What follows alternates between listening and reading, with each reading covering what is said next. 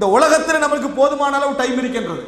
நான் 4 லட்சம் மணித்தியாலங்கள் தான் மனித வாழ்வு என்றது மறுமையோடு ஒப்புற நேரத்தில் குறுகியது. ஆனால் இந்த உலகத்துக்கு அது பெருசு. ரசூல் ஸல்லல்லாஹு அலைஹி வஸல்லம் சொன்னார்கள், அஅதரல்லாஹு லிம்ரிஇன் பல்லகஹு இலா 60 சன, பல்லகஹு 60 சன. அல்லாஹு தஆலா 60 வயது அடைந்த மனிதருக்கு காரணம் சொல்லும் எல்லா வழிகளையும் அடைத்து விட்டான் என்கிறாங்க ரசூல் ஸல்லல்லாஹு அலைஹி வஸல்லம். எத்தனை வயது அடைஞ்சா?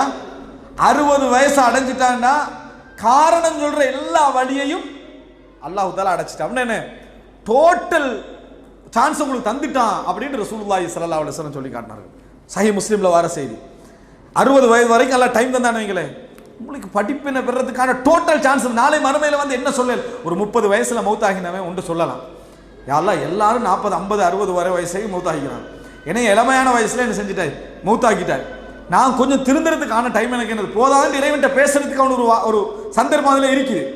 ஆனா 60 வயசு வரைக்கும் வாழ்ந்த ஒரு ஆளுக்கு என்ன அந்த சந்தர்ப்பம் இல்லை என்று ரசூலுல்லாஹி ஸல்லல்லாஹு அலைஹி வஸல்லம் என்ன செய்தார்கள், சொன்னார்கள்.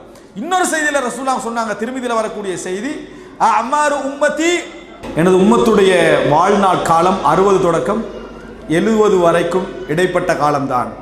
வ கலீலுன் மைய தஜாவஸு, அதை தாண்டுகின்றவர்கள் மிகவும் குறைவு என்று ரசூல் ஸல்லல்லாஹு அலைஹி வஸல்லம் சொன்னார்கள்.